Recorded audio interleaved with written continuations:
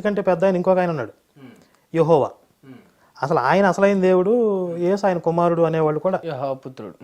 ఇలా క్రిస్టియానిటీలో చాలా విభేదాలు ఉన్నాయి. సుమారుగా ఒక 30,000 శాఖలు ఉన్నాయి.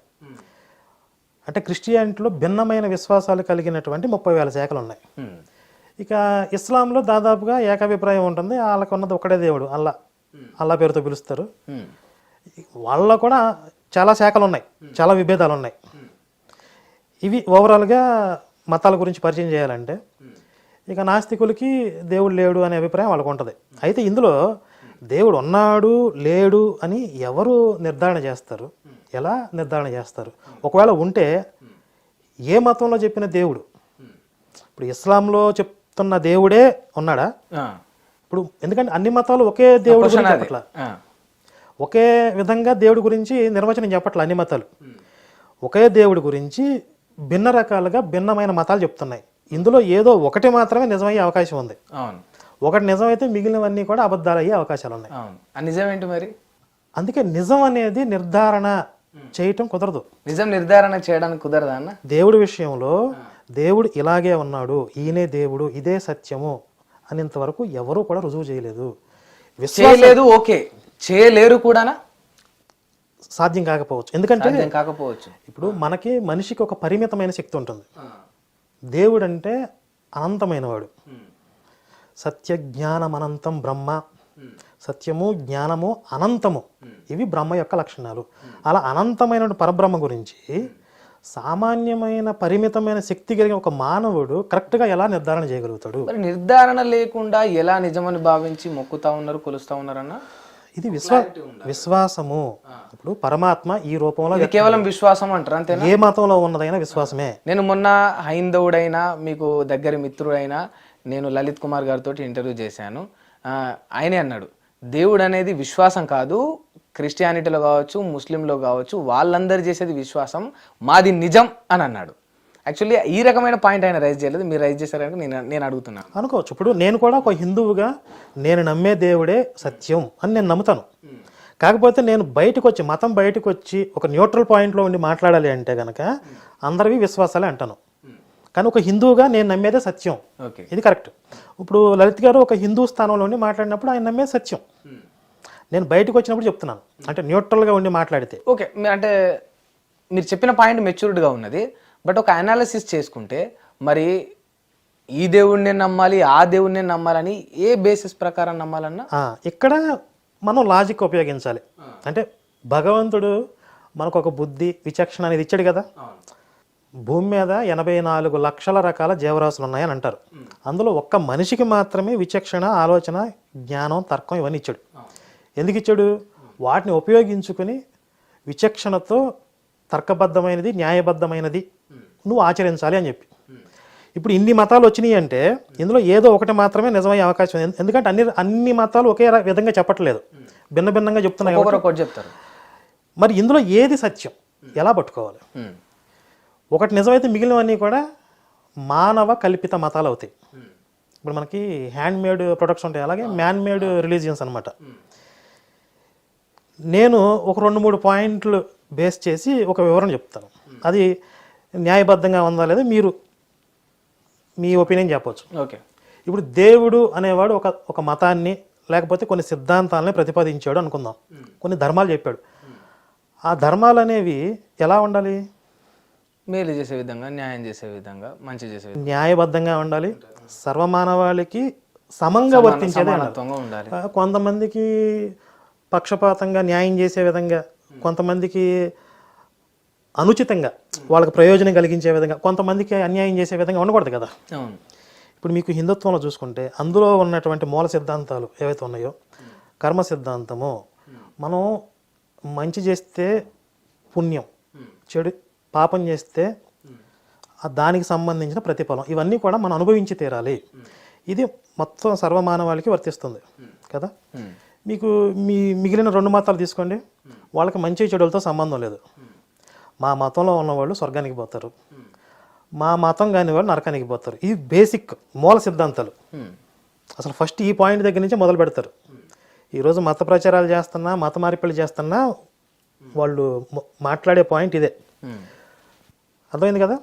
ఇప్పుడు నేను ఒక ప్రశ్న అడుగుతాను. మీకు ఓటీటీలో స్క్విడ్ గేమ్ అని చెప్పి ఒక సిరీస్ ఉంది, కొరియన్ వెబ్ సిరీస్. నాకు ఐడియా లేదు. ఓకే. ఆ స్క్విడ్ గేమ్ ఏంటంటే అందరినీ ఒక దీవిలోకి తీసుకుపోతారు. ఈ స్క్విడ్ గేమ్లో ఏం చేస్తారంటే ఒక మాఫియా లేకపోతే ఒక ఆర్గనైజ్డ్ ఒక ముఠ జీవితం మీద ఆశలు వదిలేసుకున్న వాళ్ళు లేకపోతే బాగా కష్టాల్లో ఉన్నవాళ్ళు ఇలాంటి వాళ్ళందరినీ కూడా కాంటాక్ట్ అయ్యి మొత్తం ఒక దీవిలోకి తీసుకుపోతారు. ఎందుకు తీసుకుపోతారో అక్కడ వాళ్ళతో కొన్ని ఆటలు ఆడిస్తారు. ఆ ఆటలో విజేత అయిన వాడికి విపరీతమైన డబ్బు ఇస్తారు.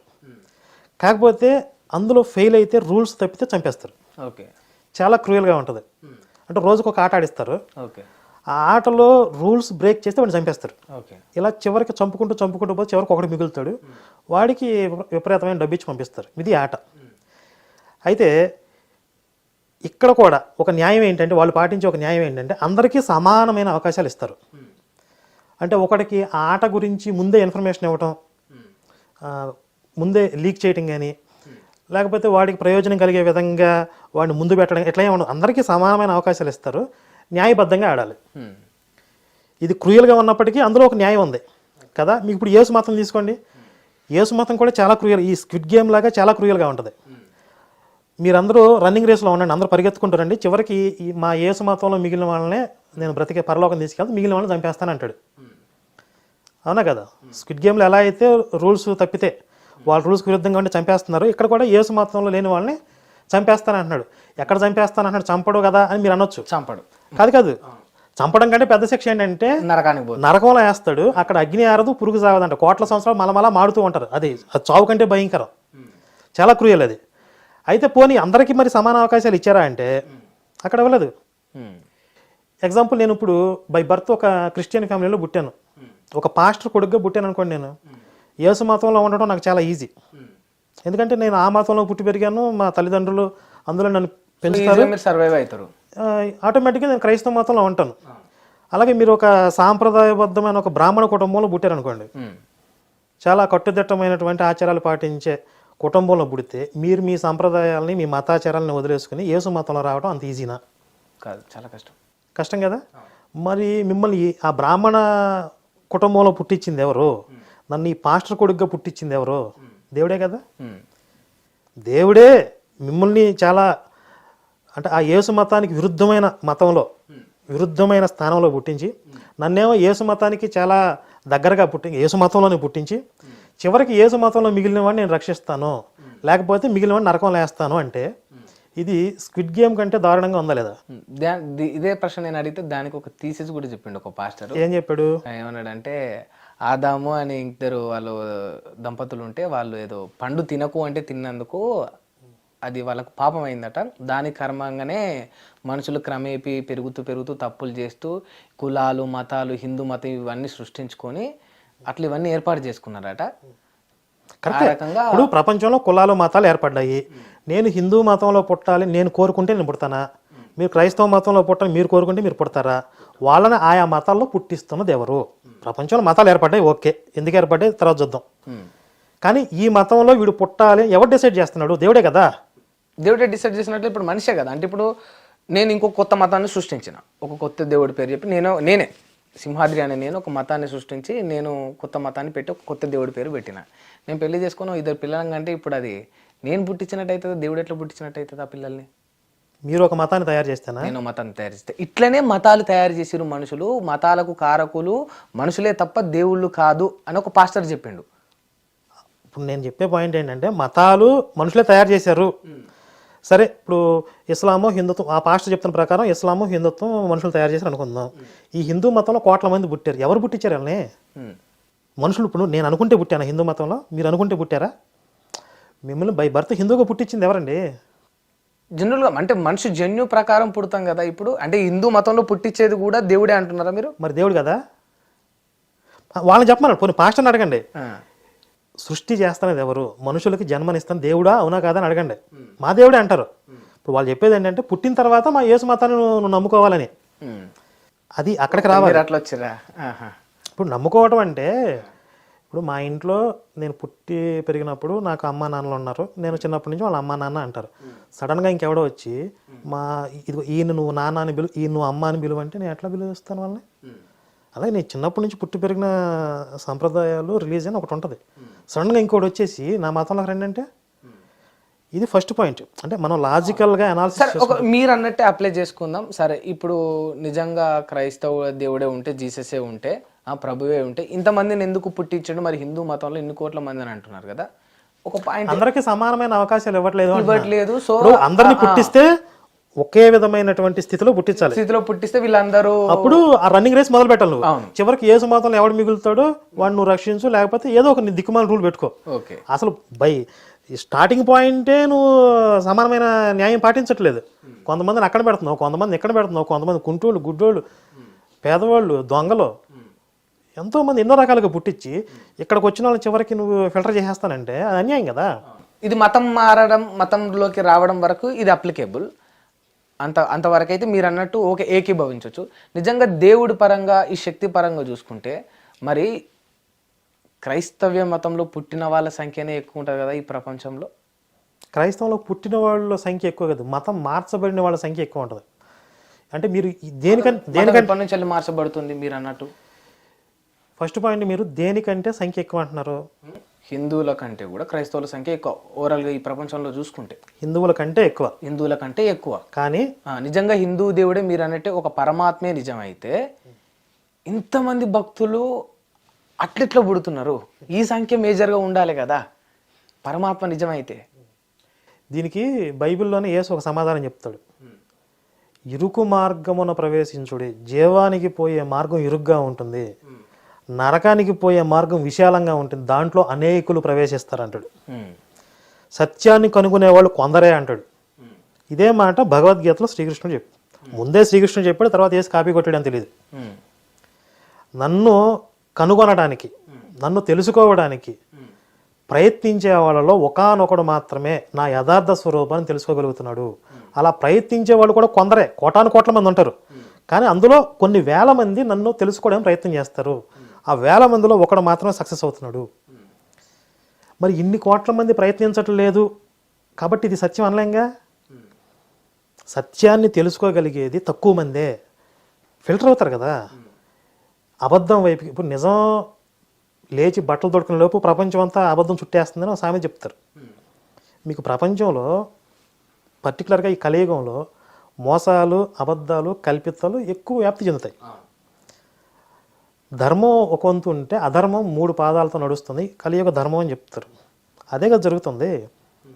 కాబట్టి తక్కువ మంది నమ్ముతున్నారు, తక్కువ మంది తెలుసుకోగలిగారంటేనే సత్యమనే ఒక మనం విశ్లేషణ చేయాలి.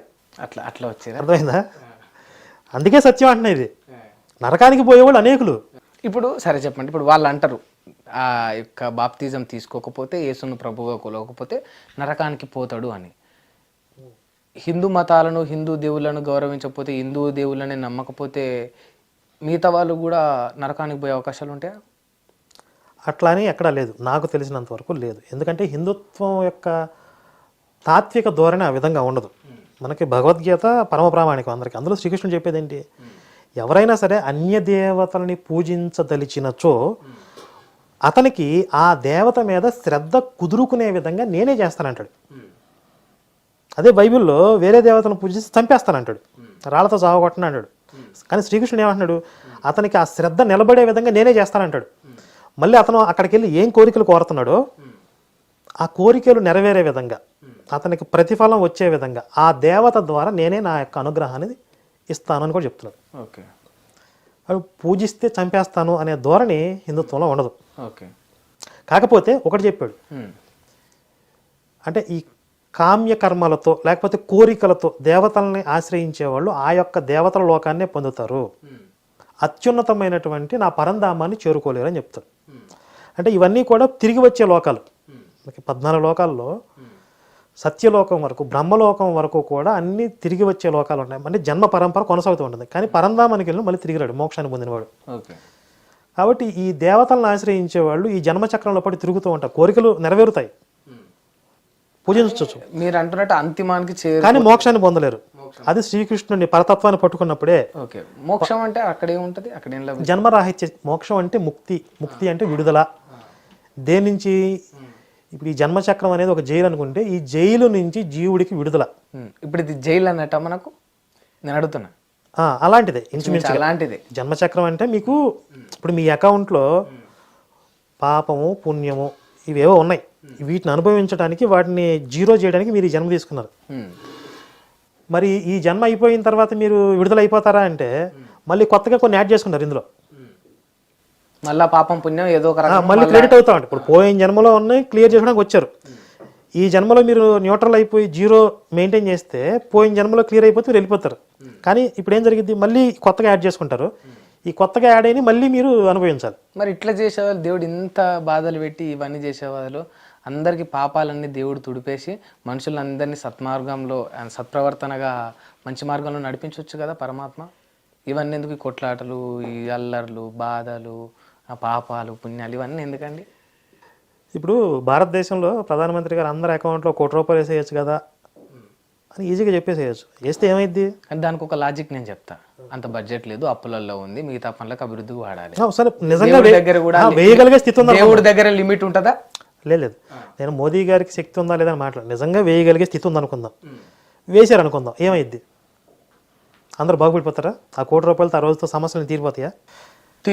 తీరిపోవు కదా. మళ్ళీ ఆ ₹1 తర్వాత మళ్ళీ యుద్ధాలు, మళ్ళీ గొడవలే, మళ్ళీ ఒకడినొకడు మోసం చేసుకోవటమో లేకపోతే దురాశలో స్వార్థాలు అన్నీ. ఎందుకంటే ఇక్కడ ఆపేటోడు ఉండడు, అనేటోడు ఉండడు, చట్టాలు చేతుల్లోకి తీసుకుంటారు. డబ్బు వచ్చిన తర్వాత అహము అన్ని బలుపు కానీ మీరు అంటున్నట్టు మోక్షానికి రీచ్ అయిన తర్వాత దేవుడే అక్కడ హై కదా, ఇంకేమీ ఉండదు కదా.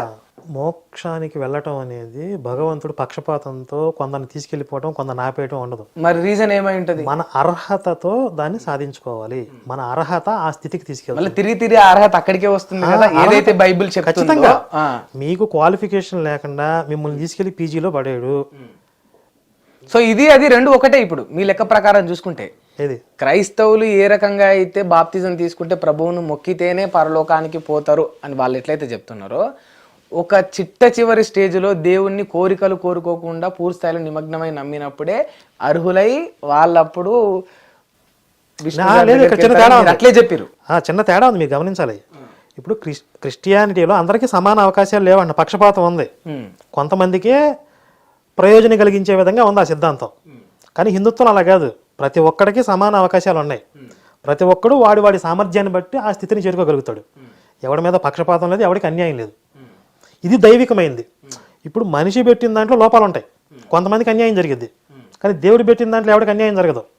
మీకు ఒక క్రిస్టియానిటీలో ఉన్న వారికి అన్యాయం జరిగినట్టే కదా. మరి ఇప్పుడు ఎలా జరుగుతుంది? వాళ్ళు ఇప్పుడు హిందూ దేవుళ్ళను మొక్కరు, మీరు అన్నట్టు అసలు హిందూ దేవుళ్ళను మొక్కాల్సిన అవసరం కూడా లేదు. అంటే వాళ్ళ యొక్క కర్మ. ఒక్క క్వశ్చన్ అండి, మీరు అంటున్న స్ట్రైట్ గా నాకు ఆన్సర్ చెప్పండి. మీరు అంటున్నట్టు మోక్షానికి చేరుకోవాలంటే ఒక మానవుడు ఏం చేయాలి? ఒక నాస్తికుడు కూడా మోక్షానికి వెళ్ళగలడు. నాస్తికుడు కూడా కర్మరాహిత్య స్థితిలోకి వెళితే. అంటే ఇప్పుడు నేను ఒక మంచి పని చేశాను, ఈ మంచి పని నేను చేశాను నేను ఫీల్ అయితే ఆ కర్మ ఫలం నాకు వచ్చేసింది.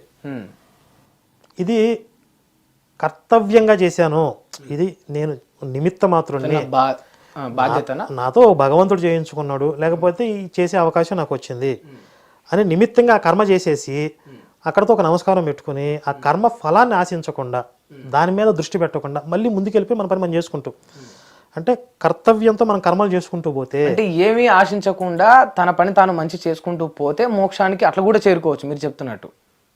అదే చెప్తుంది. మీరు పని చేసిన తర్వాత ఆ పని ఫలితం మీకు కావాలని కోరుకుంటే మీకే వచ్చేసింది. వచ్చిన తర్వాత మీ అకౌంట్లో పడిన తర్వాత దాని ఫలితాన్ని మీరు అనుభవించాం. మళ్ళీ అది జీరో అవ్వాలంటే మీకు పుణ్యం మీ అకౌంట్లో పడింది. ఒక సుఖం, ఒక సంతోషం అనుభవిస్తే ఆ పుణ్యం కరిగిపోద్ది. ఆ పుణ్యం కరగకుండా మీరు మోక్షానికి వెళ్ళలేరు. అలాగే ఒక చెడు పని చేశారు, పాపం మీ అకౌంట్లో పడింది, ఒక దుఃఖమో ఒక బాధో అనుభవిస్తే ఆ పాపం కరిగిపోద్ది. ఇలా ఈ మొత్తం జీరో అయిపోతే మీ అకౌంట్ ఖాళీ అయిపోతే అప్పుడు మీరు జన్మరాహిత్య స్థితికి వెళ్తారు.